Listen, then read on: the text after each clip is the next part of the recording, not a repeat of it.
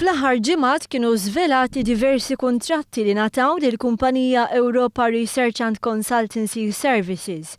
Iżdissa qed jirriżulta li dawk il-kuntratti ma kinux l-uniċi kuntratti li fl-aħħar snin gawda minnhom il-kandidat tal-Parlament Ewropew tal-Partit Nazzjonalista Stefano Mallia.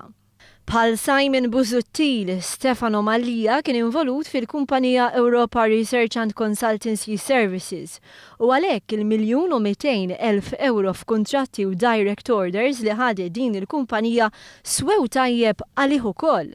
Il-kap tal-Oppożizzjoni Simon Busuttil kien qal li dawn il-kuntratti intrebħu b'kompetizzjoni. Iżda eventwalment ir-riżulta li kien hemm ammont sostanzjali li jingħataw b'direct order. Għada l-ġurnal kulħadd mistenni jiżvela kuntratti oħra li gawda minnhom il-kandidat Stefano Mallia. Jidher li f'dan il-każ ukoll il-ħlasijiet huma sostanzjali.